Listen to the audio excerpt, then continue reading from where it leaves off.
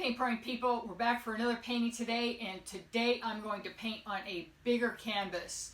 And I'm also going to show you how you can deal with any anxiety you may have about painting something larger. You may be used to painting small. I know we all start out small and you get intimidated with bigger canvases. So I want to show you how to reduce some of that anxiety that you might have. Today I'm going to paint on a 24 by 48, but this idea I have could be extrapolated out to something gigantic. This is big, but it's not gigantic. So I'm going to show you right now. We're going to start out and I'm going to paint on just the first half of the canvas. So here we go. I'm going to start out with a wet white background.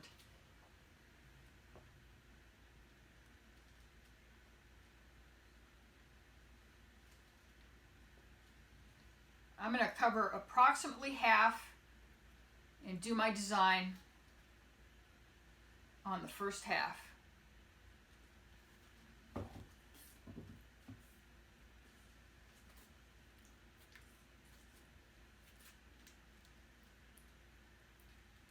This white is going to serve as the background for the color. When you put this white down, you've probably seen this before, but if you haven't, this is a good way to help your colors slide around as opposed to pouring on a dry canvas.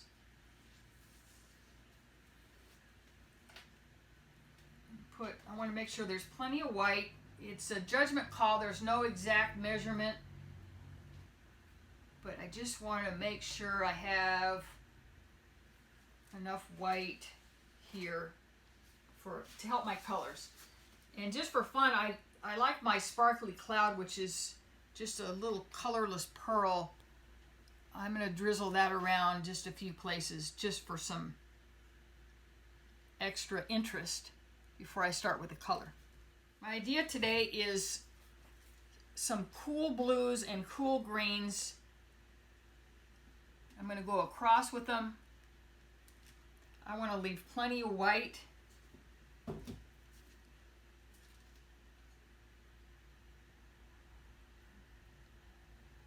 got two blue. This is Bluebird. This is my happy medium paint. And I'm going to go with Parakeet. This is going to be a floral, so my idea is to have this greenish and bluish, pretty florally type of backdrop for what will become a flower later on. I'm just alternating between my pair of blues and pair of greens.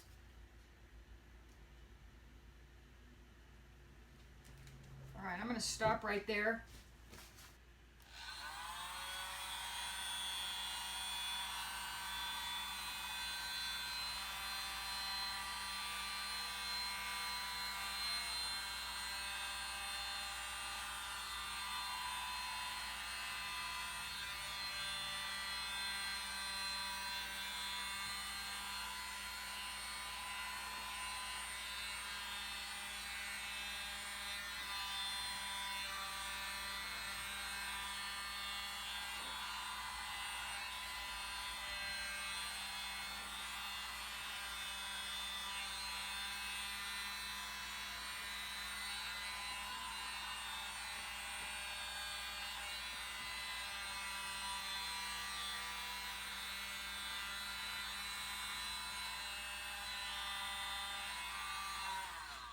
What I'm using here today is like the world's smallest blower. I find it more effective than a regular hairdryer. It has a nice little aim to it, and I can push this paint around pretty specifically, but yet it still looks natural.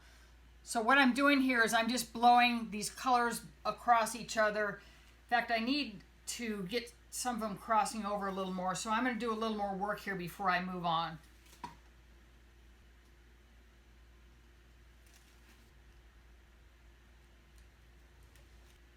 And I am trying to preserve some white. This is just a process of playing with what you have. Now I'm going to move this around again.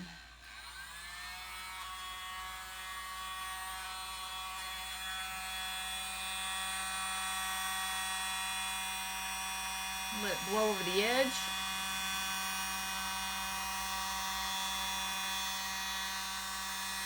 This is a deep canvas, so I like having the design go over the edge. It's much more interesting when it's hanging on the wall. See, the cells are coming up when I blow this paint around. Letting the colors cross over each other.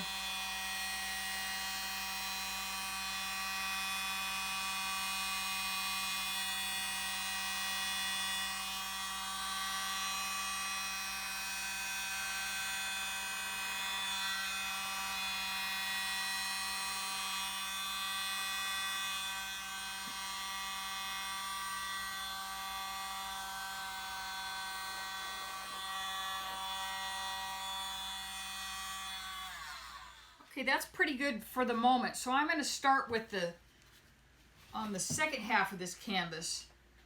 And again, if this was a bigger canvas, you could just go on and on, just doing it like this with sections. Since I'm doing the same design across the whole thing, you never know that I did this in two sections. I'll make sure I have plenty of white. Don't want to skimp. I'm going to spread it around and see if I have enough. I don't want any dry spots.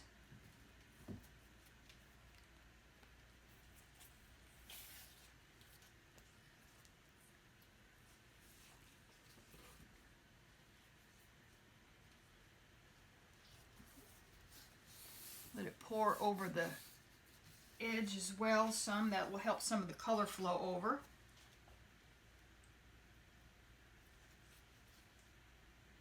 Just a little more depth.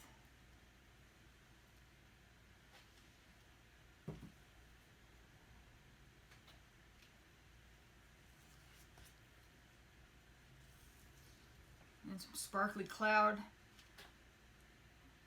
This color shows up when it's dry. It'll show just a little bit of pearl sparkle in the white. So here I go with my colors again.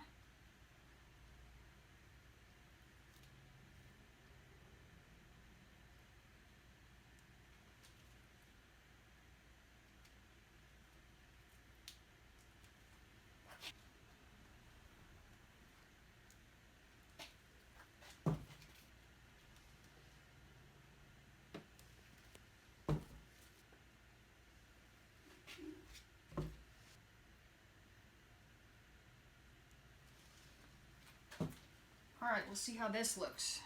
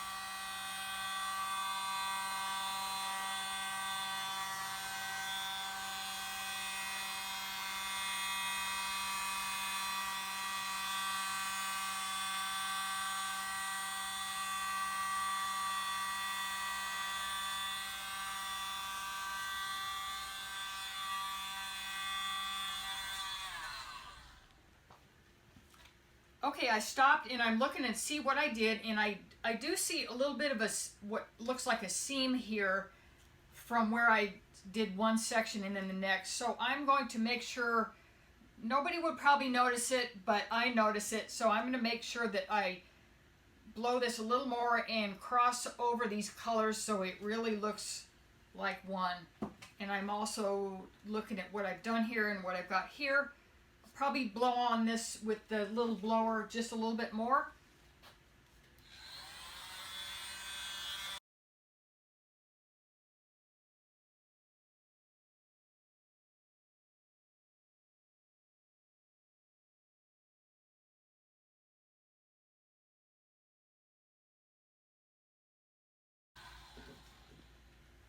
This blue looks a little lonely here. I'm going to give it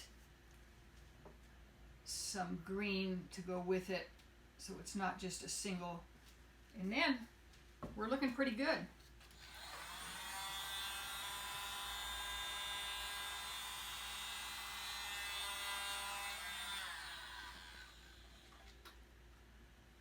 That's pretty good. I don't want to overdo it. I want it to maintain a lot of white. You can see there's a lot of cells. There's areas where the colors cross over each other. I'm going to call this good. It's always good to step back and continue to reassess. What I'm looking at here is I want a little more, to reclaim a little more white. I like what I've done. I like the crossover, the feathery, ragged edges, but since I'm going to put a flower on this after this dries, I want to reclaim a little more white. That will give the flower plenty of space to exist once this is dry. Just want to let you know what my thinking is here. Just going where the white already is. And it won't change it a ton.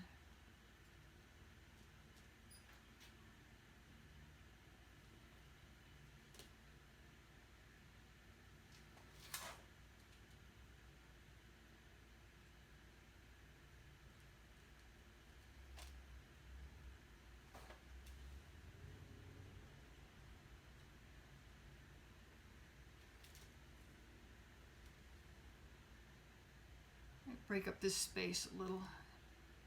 Now white sinks, so this may sink into the color, but that's okay.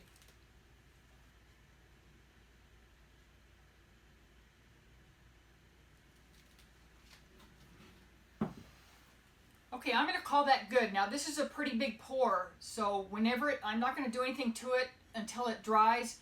After it dries, I will add the flower, and that will be the next section of this video, and so we'll see you then. Okay, I've let this painting dry for 2 days. It's dry to the touch.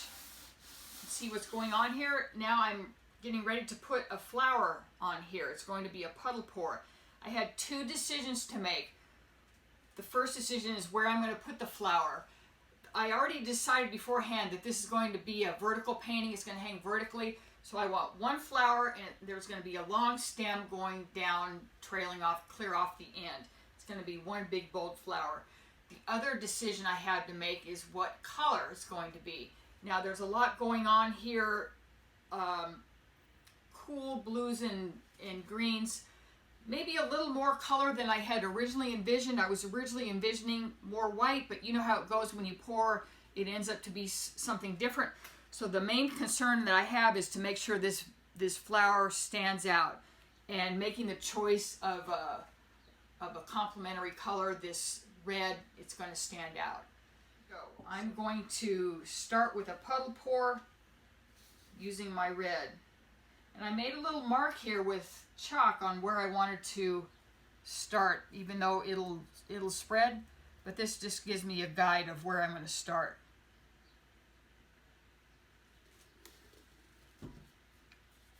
Now, even though this is a red flower, you need to do some other colors to keep it interesting.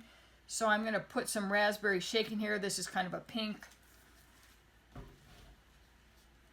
Throw some white in here because that will add some interest as well. Come back with some red.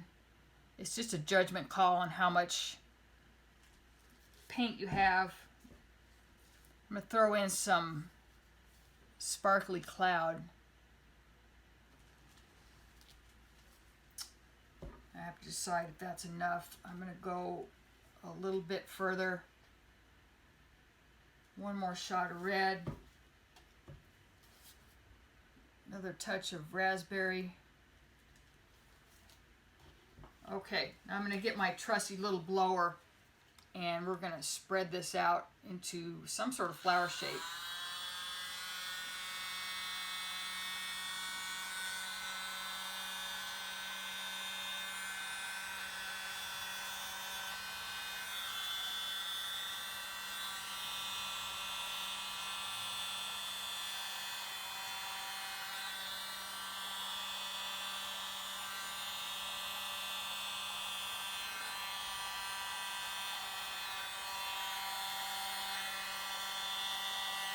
You can see I have pretty good control over the size and everything with this little blower. It's a precision thing. I want to make sure I get kind of about a dinner plate size. You don't want to be wimpy when you're doing flowers, especially on this size of a canvas.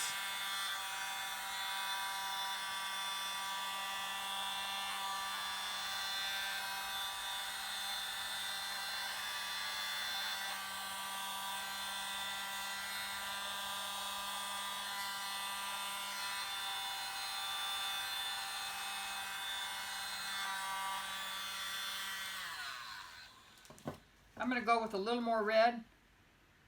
Need a little more volume here to get this to spread out some more. Some red and then some white. Now we'll see what happens.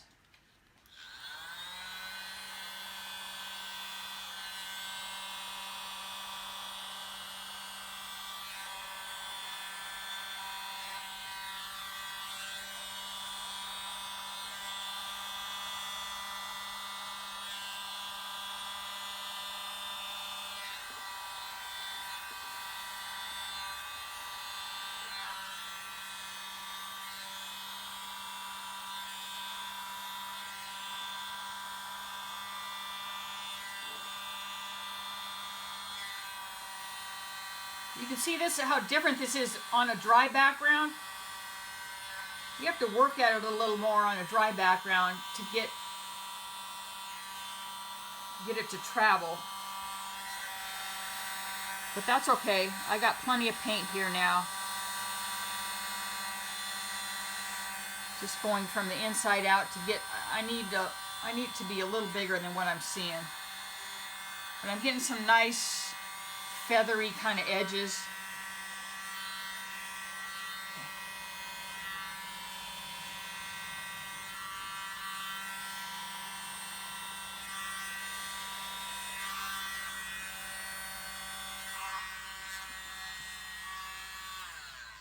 Okay, I'm liking that. You can see it has sort of a poppy look to it. You got some nice feathery edges. Because you know flowers aren't perfect. Now what I'm going to do is take a little bit of black in a paper cup. I like using these. This is a wax paper cup, but any kind of paper cup. Pinch it together, and I'm going to put just a little bit of black in the middle. This is my favorite thing right here.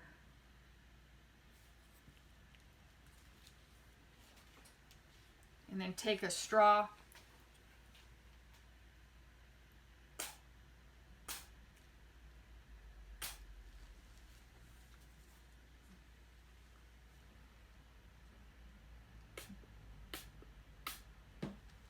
Okay, I have a nice black center. I like that. You can see it trailed around, which is actually kind of interesting. Splattered up here. I like that. Now the next thing I'm going to do is a stem. I already have some black in here. I'm going to combine some, I have this mossy green, which is a different green than what I use in this background. I want to make sure it stays different.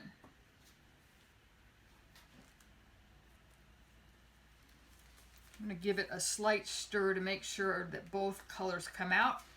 And here we go with the stem.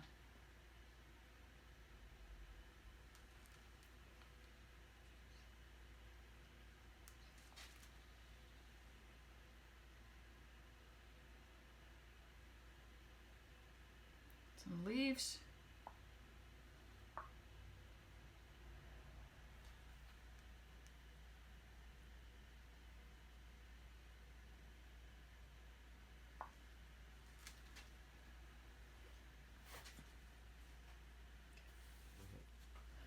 Okay, I like what's happening here. I'm not going to mess with this stem. You'll notice when you're pouring on a dry background, it'll spread just a tiny bit, but not nearly like it would if it was poured on a wet background. I like the way this looks. These leaves look. I'm going to leave them alone. The only thing I think I need to do is I would like to have a little more base on this flower. So I'm going to take some of my what's black and green in here and pour hopefully a little more black will come out. Yeah, see, I'm down to the black. And take my little candy apple stick and just drag it out and give this flower kind of a base to sit on. And that's going to be it. So you can see in just a two-step process, I created a pretty good sized painting, a 24 by 48 painting. You know, allowing the background to dry before you put on the flower is just a different process. I like doing both. I like painting the flower wet into wet, but this is also very interesting. You can kind of control your edges a little more if you're doing the flower onto a dry background. So I hope this gives you some ideas of painting big. And if you would like to try my Happy Medium paint, you can go to happymedium.fun. I will list the colors that I used in this painting if you want to recreate these colors in the description below. Also, I have an Amazon shopping list if you need other supplies. All my favorite supplies on my Amazon shopping list. Check out my social media links below. And I hope to see you on Paint Pouring People on Facebook. Post your flower paintings. Thanks for watching, and we'll see you next time. Go big.